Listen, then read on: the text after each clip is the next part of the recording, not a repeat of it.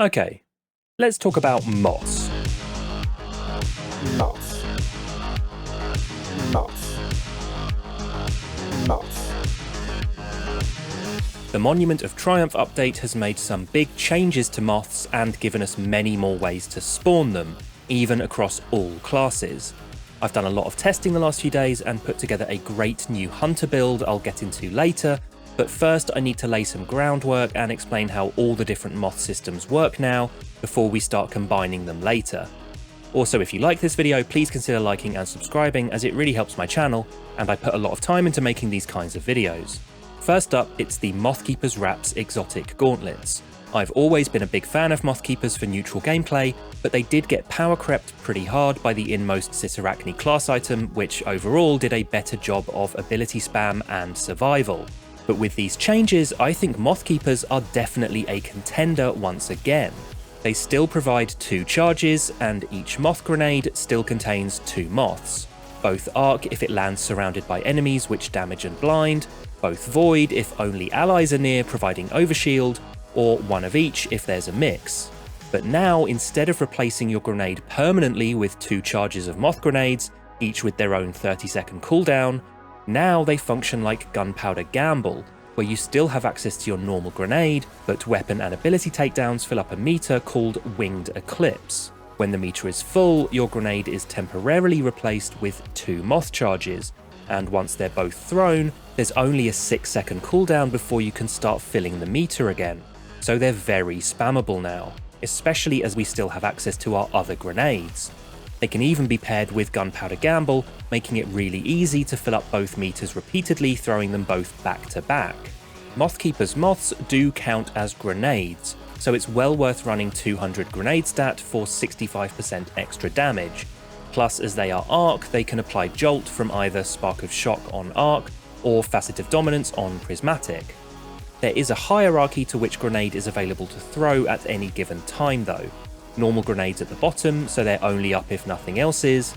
Moth grenades override those, Gunpowder Gamble overrides moths, and Transcendent nades on prismatic override everything.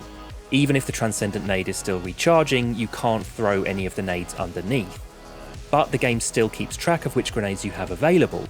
So for example, during Transcendence you can throw those nades, then when it ends, throw a Gunpowder Gamble, followed by 2 moth grenades, then your normal grenade, by which time you might have another Gunpowder Gamble up. I think you can start to see why these are incredibly good now. And if you weren't previously aware, there's always been a hidden interaction with Mothkeeper's Wraps and the exotic special grenade launcher Ex Diris. Without Mothkeepers, sustained damage from Ex Diris generates occasional arc moths for extra damage and blinding effect, but with them on, it also generates void moths, tracking to you to apply overshield. Now, Ex Diris is not part of the build I'm going to show later, but it's still worth mentioning here as it is pretty strong, especially if paired with the Slayer Baron artifact, as Weakened Clear applies debuff from grenade launcher hits, and Arc Compounding has arc sources dealing 15% bonus damage to targets affected by blind, which does still count on bosses even though they don't actually get blinded. We also have 2 brand new ways to spawn moths with Monument of Triumph, with the Taken King armor set bonus from the Ghosts of the Deep dungeon, and the Veritas armor set bonus from Savathun's Throne World. I'll start with the Veritas set because, to be honest, it's really bad, so I just want to get it out of the way now before I detail the Taken King set, which will be part of my build. The Veritas 2-piece bonus, Lucent Transmutation, spawns elemental pickups based on your light super element, when either performing a finisher or getting multiple powered melee final blows. Note the wording here says light subclass, but that just means super, so it does work on prismatic. And it doesn't matter what the element of the powered melee used is. The elemental pickup always matches your super element. Now, this is weirdly restrictive as it only works if you have a light super equipped, so only arc for ionic traces, solar for fire sprites, or void for breaches. If you have a strand or stasis super equipped, this 2-piece does literally nothing. It's also currently bugged if you have an arc super equipped, as the powered melee function just doesn't work. You won't get an ionic trace from melees, only from finishers for some reason. The 4-piece Lucent Tides is where the moths come in. where performing a finisher on a powerful combatant heals you and also generates multiple Void Moths, which give overshield to you and allies. This overshield lasts for 10 seconds, or 15 if you're on Void with Echo of Persistence Fragment. Honestly, I think this is way too limited an effect considering you have to run an entire 4-piece for it, especially as it only works on powerful combatants, so it's not like the Void Moths are on demand, and the 2-piece effect is also very weak alongside it. Overall, I can't see this set being worth running in a build over something else. The Taken King set from Ghosts of the Deep, however, is much more viable, and in my opinion, well worth the 4-piece for neutral gameplay. 2-piece The Ceremony gives a 30-second buff of the same name when finishing combatants, even just red bars, or reviving allies, and while it's active provides a bonus to superstat of 30 points. This isn't much on its own, but opens the door to the 4-piece Lucent Swarm. With it, collecting an Orb of Power extends the ceremony, and this actually fully resets the timer back to 30 seconds just from one orb, so it's really easy to keep this buff going while in combat without even thinking about it, which is handy because you will never see this buff on screen. As soon as you're in combat with other buffs and effects active, it instantly gets pushed off the list. But I didn't find that to be an issue here. 30 seconds is a long time and orb generation is easy, so as long as you remember to do another finisher at the start of combat after a long break, such as after doing upgrades in Onslaught or running between areas in a strike, you don't really need to think about it mid-combat. But most importantly, while the ceremony is active, ability Final Blows now have a chance to spawn an Arc Moth. I think it's roughly a 50% chance to spawn, as pretty much every time I got an ability double kill, I'd see a Moth, and multiple can spawn at once. So with a lot of ability spam, you will see a lot of Arc Moths on the field. But I'll give you the bad news about these 4-piece Moths first, because they are very different to the Arc Moths that we get from Mothkeeper's Wraps. A Mothkeeper's Wraps Arc Moth deals 518 base damage as well as applying blind, and because it's a grenade, it scales with grenade stat, gaining an extra 65% damage at 200.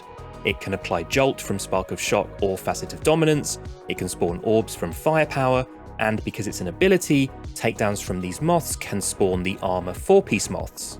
The bonus 4-piece Arc Moths, however, although they do deal damage and apply blind, they only do 180 damage, much less than Mothkeepers. Still enough to take out a red bar in most content, but under-leveled they are clearly less effective. And they don't count as grenades. In fact, they don't count as anything, so their damage can't be increased by going above 100 points in any stat. This also means they don't apply Jolt from Spark of Shock or Facet of Dominance, they don't spawn orbs from Firepower, and because they don't count as any ability, they can't chain off themselves to create more Arc Moths when getting kills. Despite all this, however, they are still very useful, because what they lack in individual damage, they make up for in numbers and utility because of the blind effect. For my Hunter build, I'm pairing Mothkeeper's Wraps with the Taken King 4-piece armor at 190 effective grenade stat, which is 170 plus 20 from a grenade font mod. I would love it to be 200 grenade stat without fonts, but I would need perfectly rolled archetypes and tuning for that, and I didn't get very lucky from my Master Ghosts of the Deep farming. So for the purpose of demonstration, 190 is fine, and I'll get those perfect pieces another time. I'm showing footage from Solo -30 Ultimate Onslaught, Coil, and Contest of Elders to show how well it works under-leveled. And I even found this build worked okay in Solo -50 GM Birthplace of the Vile, so I'll put some clips of that in here too. The subclass, I'm on Prismatic with Tether, Acrobat Dodge for Radiant, Threaded Spike to sever, spawn tangles, and deal darkness damage to charge Transcendence, Arc Bolt Grenade, Ascension for Amplified and Jolt, Gunpowder Gamble, and Facets of Dominance to add Jolt to my Arc Bolt and Mothkeeper Arc Moths, Dawn for Radiant Melees, Protection for damage resistance, Purpose for Overshield on Orb pickup, and Mending for Cure from Grenade Final Blows. This build has a strong focus on grenades, arc weapons, Jolt, and Blind, so let's take a look at the artifact that helps bring all that together, which is the Slayer Baron Apothecary Satchel. The first 1-point mod is the Thick of It, where rapid final blows while surrounded grant armor charge, and the second is Trace Evidence, where rapid precision hits or final blows against targets affected by Jolt or Blind generate ionic traces, which give ability energy, and picking up an ionic trace will give armor charge. Jolt will come from Ascension, Arc Bolt and Moth Grenades, and Blind will come from Moth Grenades, the bonus 4-piece Moths, and the next artifact mod in our list, which is the 2-point mod Retinal Burn, where rapid arc weapon precision hits consume an armor charge stack to trigger a blinding burst. Spending an armor charge here is well worth it because both of the 1-point mods generate armor charge, plus Orbs of Power we'll be making, so we're pretty much always going to be at max stacks anyway, and consuming one to trigger a blinding burst here keeps the loop going as well as helping with crowd control. In this clip you can see I have max armor charge stacks, I spend one to trigger a blinding burst with Retinal Burn, and then almost immediately get it back anyway due to trace evidence. The second 2-point is Debilitating Wave, where finishers emit a wave of damage and effect matching super element, so as we're on tether it sends out a weakening void wave. We'll be doing a finisher to trigger the ceremony at the start of combat anyway, so damaging and weakening all the enemies standing behind is a nice bonus. And the third 2-point is Weakened Clear, where damaging bosses, champions, or breaking a shield reloads stowed weapons and weakens combatants. This is great for burst damage against champions and mini-bosses when underleveled and tether is off cooldown. The first 3-point mod is Kinetic Impacts, where sustained damage with a grenade launcher triggers a kinetic shockwave. And the second 3-point is Arc Compounding, where arc sources deal 15% increased damage against targets affected by blind. And with 3 different sources of blind from our Moth Grenades, bonus 4-piece Moths, and Retinal Burn artifact mod, we can have very high uptime of this buff. And it's for that reason that all 3 of our weapons will be arc damage. Yes, I said all 3, you'll understand in a minute. For our heavy weapon, I've gone with the reprised Wendigo Arc Adaptive Grenade Launcher, so it will synergize with the Weakened Clear and Kinetic Impact artifact mods. This is only available as a focus from Zavala, it doesn't drop from any activities, costing 1 engram from Vanguard rank ups and Vanguard ciphers gained from completing Vanguard portal activities. I've chosen Explosive Light as its main perk as it is the best source of burst damage a GL can get, increasing the detonation part of the explosion by a massive 60%, and the enhanced perk can hold 7 charges, built up from collecting Orbs of Power. So even in challenging content where mini-bosses have lots of health and champions don't stay stunned for long, you can easily burst them down, especially combined with Radiant's 20% weapon damage buff, Weakened Clear's 15% debuff from GL damage, and Arc Compounding's 15% buff to arc weapons against blinded targets. Here I am taking out an unstop in a -50 solo GM without breaking a sweat. I'm still farming for the perfect role I want on Wendigo, which would have auto-loading holster in first column and sticky nades in the magazine. This is because heavy grenade launchers split their damage between detonation and impact, and sticky nades makes detonation damage a much larger portion of the total damage, which then gets boosted even higher by Explosive Light. So having sticky nades with Explosive Light makes it deal 11% more damage per charged shot than without. Warning though, currently vendor reputation gains are kind of broken, with every activity only giving 50 rep, so it would take 200 activities to fully reset rank, and up to 30 activity completions to get a single engram. I think it's because Bungie forgot to bring back reputation streaks, which used to multiply rep gains. So until they fix that, you can also find this arc heavy GL combo on Tarnation or Bittersweet, but without auto-loading holster. For special weapon, I've picked the Festival of the Lost Heavy Burst Arc Shotgun Arcane Embrace with 4th times the charm and precision instrument. This is also great for taking down powerful enemies due to the burst shot ramping up precision instrument to its max 30% damage bonus faster than single shot weapons, and 4th times being excellent for ammo economy too. Plus, because it's a precision weapon, it procs Retinal Burn and Trace Evidence as well as benefiting from arc compounding. And finally, for primary weapon, I've gone with Traveler's Chosen, the exotic sidearm whose main perk, Gathering Light, builds up charges on kills, and you can special reload to convert those charges into grenade, melee, and class ability energy. This weapon actually received a bit of a nerf a while ago when chunk ability gains became scaled to their respective stats. It used to be that times 10 Gathering Light would fill up all 3 abilities, but now if one of those stats is low, it won't. However, Grenade is the one I care about the most here, and as I'm running over 100 grenade stat anyway, it's not an issue. But also, I said all 3 weapons were arc, and Traveler's Chosen is kinetic. What gives? Well, it may be kinetic by default, but it has osmosis on the catalyst, where you throw your grenade and its element changes to match that grenade. And because we're running Arc Bolt, it changes to arc, and can then benefit from the arc surges and siphon I'm running, as well as proccing retinal burn and benefiting from arc compounding.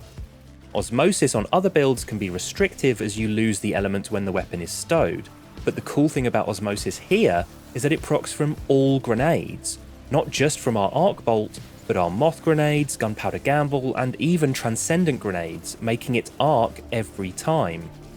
So we don't really need to worry about losing its element by swapping to other weapons, as we'll always have other grenades on hand, and if we end up without one we can just proc the special reload to get our Arc Bolt back.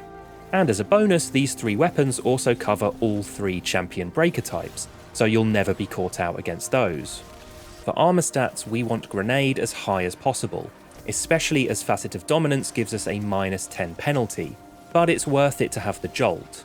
Ideally you want to hit 180 from stats and mods and make up the rest with 1 grenade font, but as I said earlier, I didn't get lucky with my armor rolls and can only hit 190 total, and the build still works great, so I wouldn't worry too much about that.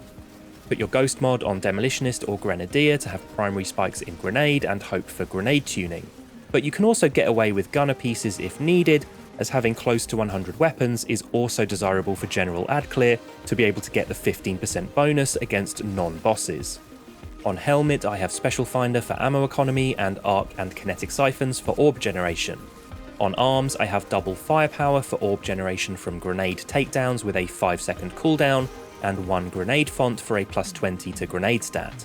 With perfect armor I think it would be possible to run triple firepower here, which would be preferable. On Chest I have concussive and melee resists for when I need to be up close with my sidearm and shotgun, with space for an elemental resist dependent on enemy type or activity burn.